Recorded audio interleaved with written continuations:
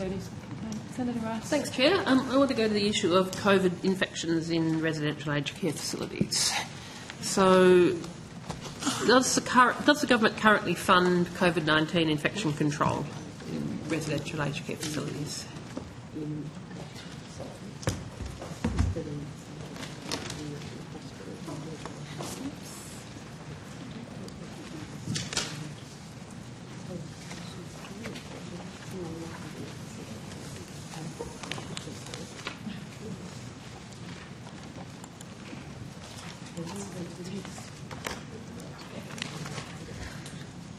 Trish Garrett, First Assistant Secretary, Service Delivery Division. So the department does a range of things around supporting aged care services to maintain good IPC practices. There are the infection control monitoring spot checks, which are conducted by the Aged Care Quality and Safety Commission. There's also intervention programs where we have IPC in-reach appraisals, IPC in-service education programs, and that's for higher risk residential aged care homes. We have grants for aged care providers that participate in the IPC in-reach appraisal project, and we also deliver fit-for-purpose IPC education, including access to online IPC training modules. And there's a bunch of resources and communications, both sector-wide and then for targeted providers as well. Okay, so in terms of funding then, it's only that grants program that you mentioned? No, so all of those things are funded. I'm thinking in terms of, what types of infection control have you previously funded? So, Senator, just to put some context here while Ms Garrett comes back to you on that, obviously we funded some fairly distinct IPC measures during COVID in recognition of the position. So what were those? What did you fund then? I'll come back to that. We've obviously funded. We've had the requirement around IPC leaves, established that in residential aged care, and some of the IPC measures were a recognition that the funding base in residential aged care wasn't sufficient to then drive a high standard of IPC, or the standard that we needed to deal with COVID. Now, at the same time that COVID has marched on and we've been reconsidering the specific COVID supports, we've been uplifting funding and putting the requirements like 24/7 nursing in place. So very large. So, but what specifically was funded in terms of infection control measures previously that's not being funded now? Ms Garrett will come to that, but I think, Senator, it's really important to say that what we're trying to do is to make sure that the funded normal BAU operation in residential aged care has IPC excellence at the heart of that, and it's funded day in, day out, and not just because of COVID. So we're lifting the whole base. So that base... And so rather than asking people to say, oh, we'll give you some money to do something around IPC, we want IPC to be part of a residential aged care's ordinary operation at a higher level than it was prior to COVID. And what's your expectations then of what that would include, including, the provision of PPE, masks, ventilation, appropriate, ventilation measures to ensure clean air inside facilities? Well, it's meeting the standards that the Commission will enforce around high quality IPC, which then that we see leading to lower yield outbreaks of COVID or other respiratory conditions. So is it accurate then to say that you were previously providing extra funding that covered off on those IPC measures, and you are now saying you've lifted the funding so that the services don't need to have that extra funding in order to be able to have those infection control measures? Well, our expectation is that they are institutionalising those higher standards. I think in the revamped COVID assistance, we're going to provide assistance per person, per bed, for facilities, and they're going to be provided to facilities regardless of whether there's an outbreak or not over the next 12 months. And that is really around recognising that, if a service has an outbreak, that they will require extra PPE and, rapid antigen tests and the like. Sorry, is that extra amount per person per facility, so that's included in the base funding, or that is an extra sort of COVID supplement essentially? It's a supplement that will go over the base for To the next everybody. 12 months. And to everybody. how much is that going to be? 900. Sorry, Eliza Hasler, Acting Assistant Secretary. Sorry, I can't Sorry, see your name properly. Eliza Hasler, Acting Assistant Secretary, Service Delivery Division. It's about $940 per resident per year, Senator. Okay. So it gives them certainty as well. Yep. And But it is a And transition. so when is that going to come into play? It'll be from the 1st of January 2024. Okay. Yeah. And because certainly, the rate of COVID in aged care homes is alarming still.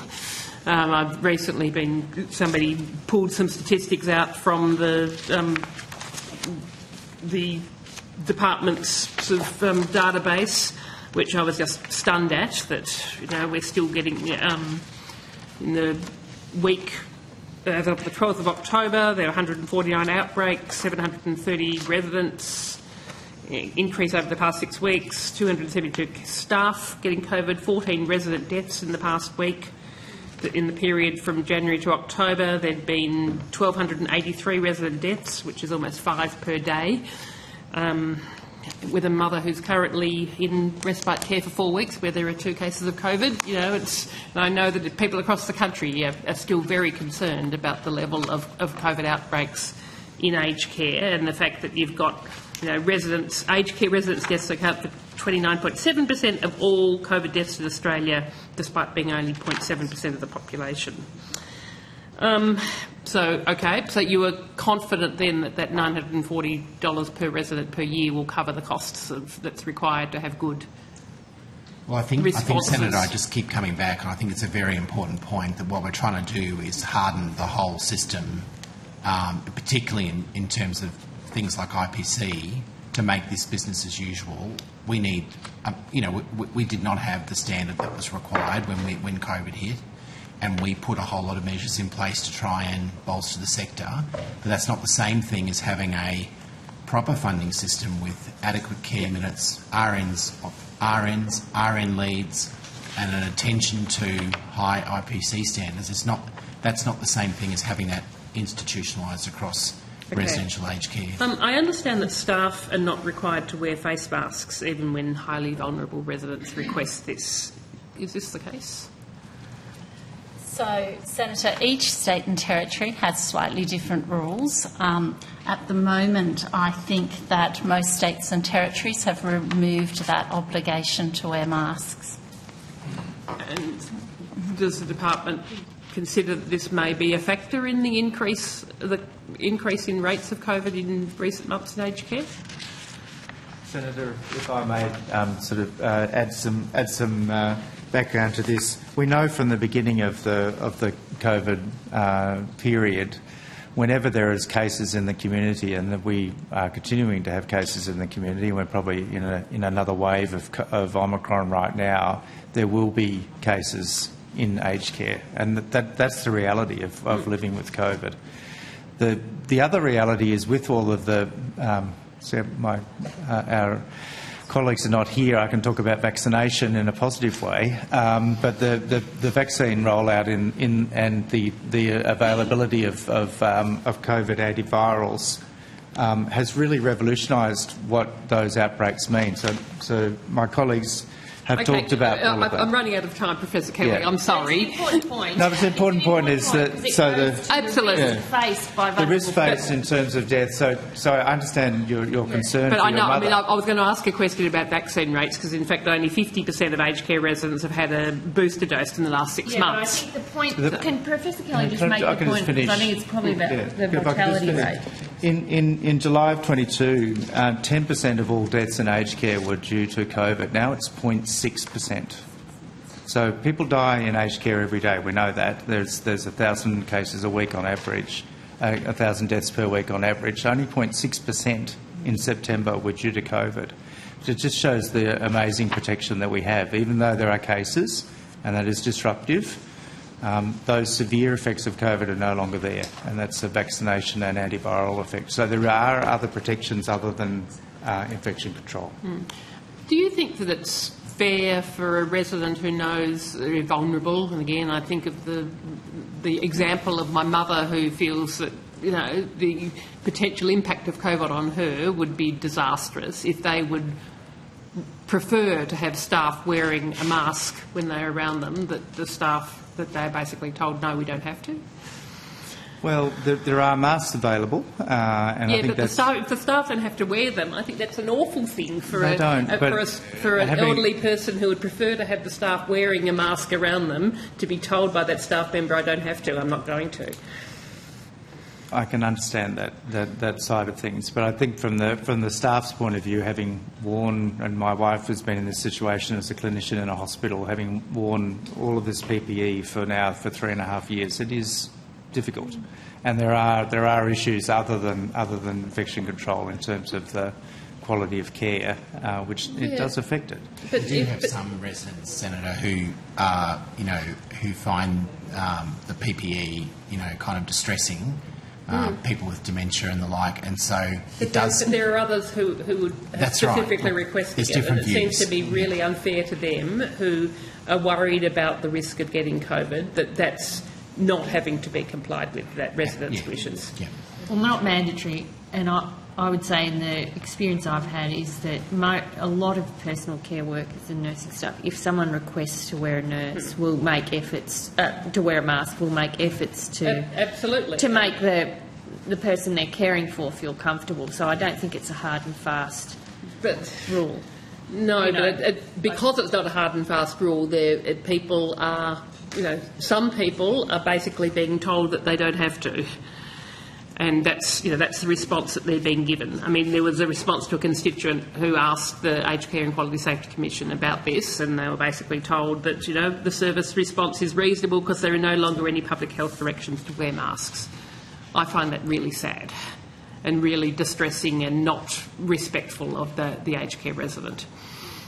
And yes, and whether there is more that the government, the Commission could be doing to be being respectful of a resident's wishes.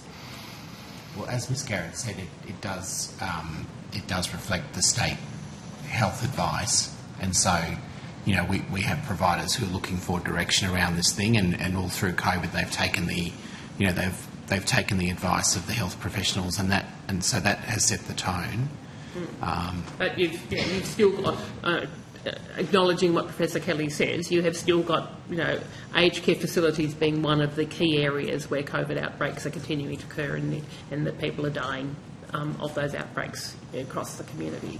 Can I also ask what work is being done on ensuring better quality ventilation and filtering of air in aged care facilities?